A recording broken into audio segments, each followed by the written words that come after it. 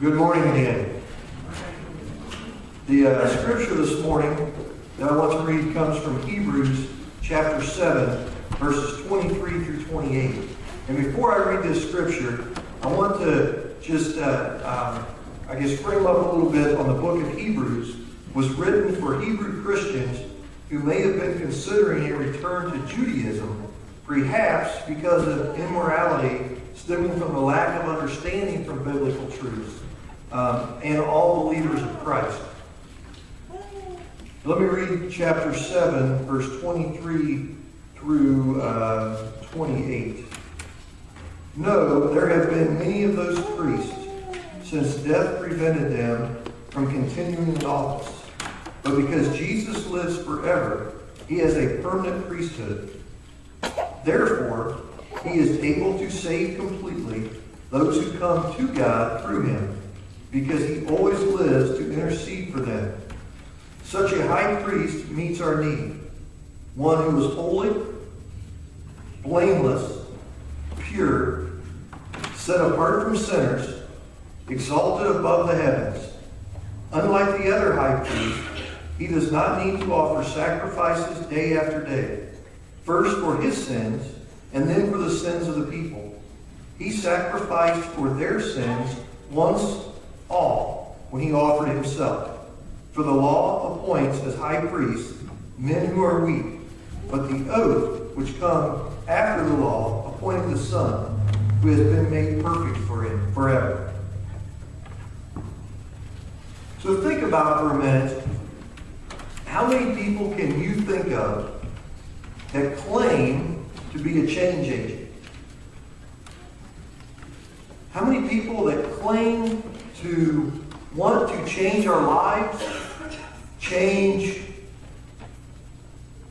what we do, change our circumstances, anything? Anybody that says, I can change something. Let's think about sports coaches. How many times is there a change for a sports coach because they're going to change something? Typically from losing to winning. Or how about a manager, a supervisor, or a co-worker at work? A president, world leaders, politicians, that's all they talk about, right? Is we're going to change something. How many of these people have changed something? So the ones that you thought of, how many of them actually changed something? If they did change something, ask yourself, is that change sustainable?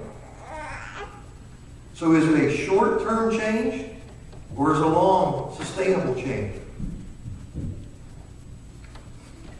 Now, most of you know that I'm an Ohio State football fan. And 7, 8 years ago or so, there was a change in the coaching staff for Ohio State.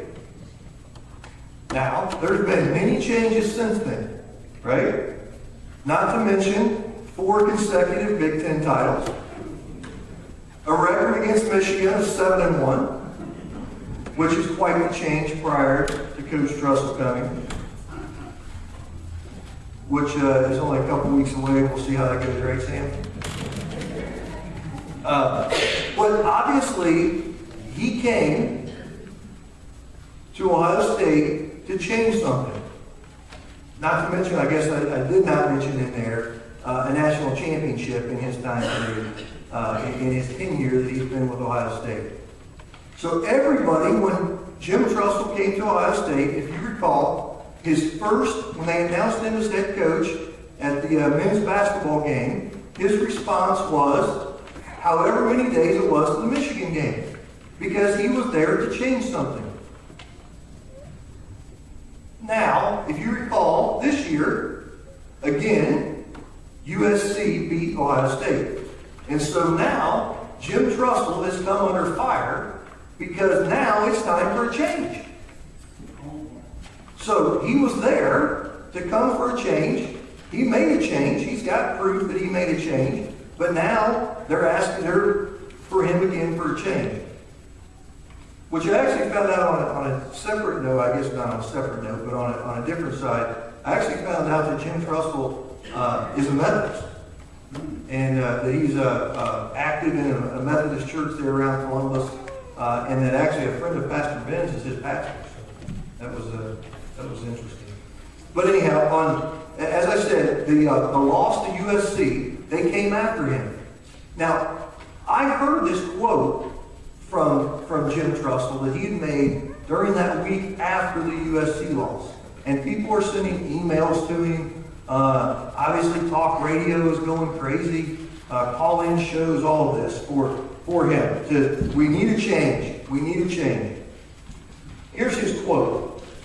So you know, honestly, the thing when I read some of them, which he's referring to emails there, the thing that I read some of them is I feel terrible for them because there's no way they're happy. They've got to be some of the most unhappy people in the world. And I feel bad because we just made them less happy. And I hate to be a part of making someone less happy. I mean, they're already miserable, and to make them less happy, I feel bad. I mean, when he heard that, I was like, wow.